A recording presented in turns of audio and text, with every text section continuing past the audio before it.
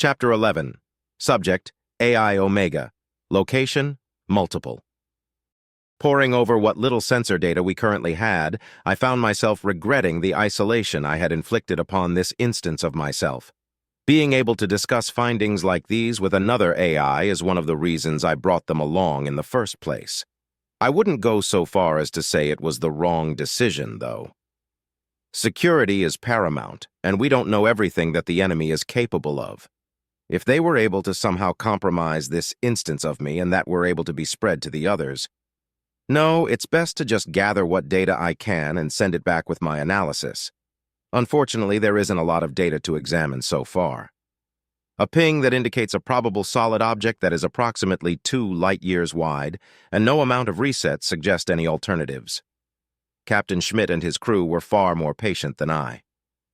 If I were in charge, which I definitely could be, but that's another matter, I'd have ordered a jump immediately. However, the plan of action agreed upon by the Directorate and the Admiralty wisely places priority on enemy warfare capabilities. While this unbelievably massive object may very well be part of that, we have an enemy ship manufacturing depot right in front of us. It would be foolish to just run off without learning as much as we can about how the OU makes their ships. Damn, hate it when I convince myself to be reasonable. With an internal sigh, I settled in for a full 8 hours of observation, grabbing as much data as I could. The only members of the crew that were chatting were the ones loaned by the Republic. Everyone else was likely pondering what this object could be. 20 or so years ago, this type of reading could indicate a particularly small and dense nebula. Perhaps that's what the Republic officers think it is. The U.S. officers know better, though. New scanners are a discovery that the public loves hearing about, and the issue of ghosting being solved had been covered by news cycles for weeks. There was a wave of excitement in regards to further exploration of the Milky Way, and there were even people insisting that we would be able to explore beyond that. Don't think this is what they had in mind, though. To pass the time, I helped with various tasks among the crew, alignment calculations and such, the AI equivalent of fidgeting. After an hour, boredom overcame me, and I decided to place myself in standby mode. "Omega?" Captain Schmidt whispered. The keyword woke me from standby mode. Slightly annoyed, I checked the mission clock. It had only been a total of 6 hours. "How can I help you, Captain?" I asked, matching his tone. "The sensor readout we're certain it's a solid chunk of mass, right?" "Not necessarily. If a lot of small objects are close enough together, it might fool our sensors from this far out." Might? What are the odds of that? The odds of a naturally formed group of objects that could cover a span of 2 light-years aren't that low. But the odds of those objects being close enough to each other to fool our sensors without becoming a solid object are incalculably small, I admitted. But space is weird, and we're in a part of the universe nobody has ever seen before. "A naturally formed group of objects. What about a grouping of ships?" he asked, tapping his nearly empty mug. "Sure, it's possible. If the Omni-Union have been doing nothing but building ships for a few million years. More like trillion, but that's neither here nor there." Captain Schmidt leaned back in his seat, and I could almost see the question forming in his mind. The one I'd been quietly asking myself since seeing the reading. "What if that's the grand vessel that we've been hearing about?" he asked. I wanted to deny the possibility. The thought of singular vessels spanning 2 light-years is absurd. Ridiculously hilarious, even. But 2 + 2 = 4. The Omni-Union attacked the Milky Way and an unknown amount of other galaxies for resources.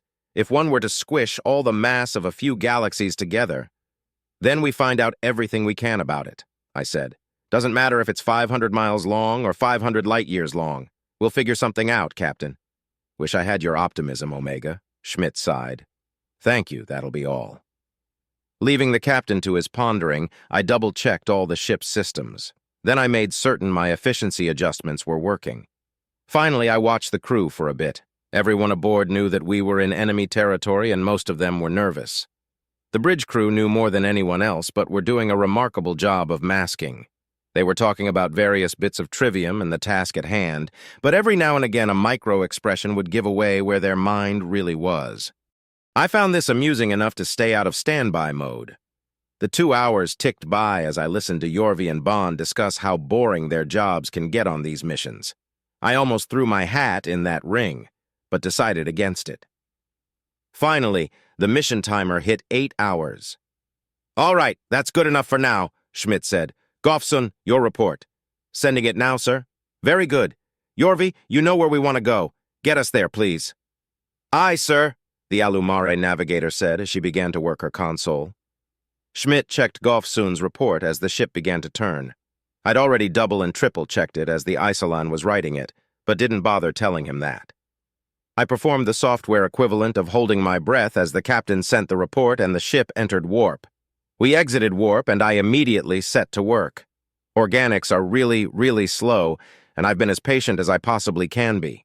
Captain Schmidt had been cautious and we'd left warp a little over a light year away from the object. Thankfully, this was still close enough to get better readings.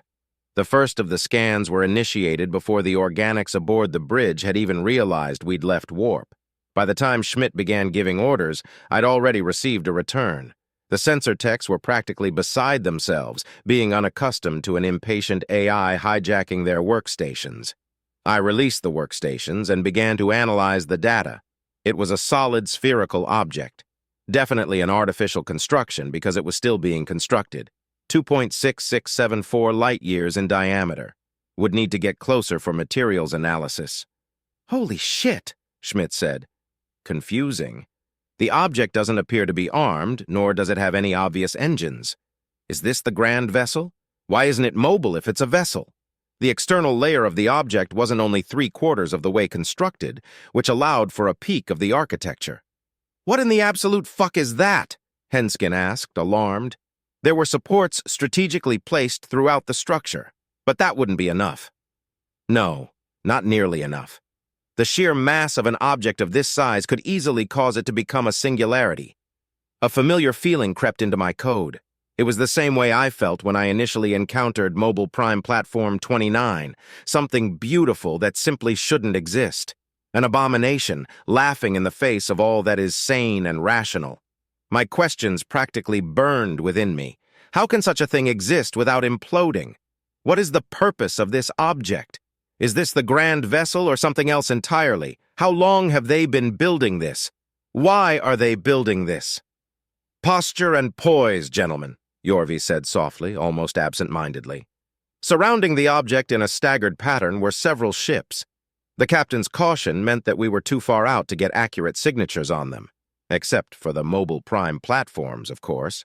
If I were a betting machine, I'd put everything on the fact that the rest of them are military too, which is quite unfortunate given how many there are.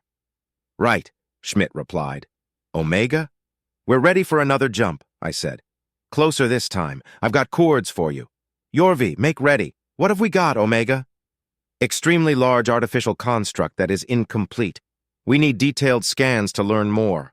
Ships are surrounding the construct, but we will still be able to get some good data by coming in just beyond their sensor range." "How many ships?" "Roughly 2.6 trillion on this side of the sphere. Likely at least another 2 trillion on the other side. It's unclear if they are all armed." "Almost 5 trillion enemy ships and a 2 light-year diameter sphere?" Commander Henskin asked. "Correct," I said. "Also, there's a few 100,000 Mobile Prime platforms." "Of course there would be MPPs," Schmidt sighed. "Whatever. How is this thing not collapsing in on itself?" "Unknown. They obviously know something we don't. When we get closer, maybe we'll learn what it is." "We're ready to jump, sir," Yorvi said. "Excellent." Captain Schmidt put his mug in the sanitizer attached to his seat. "Let's go."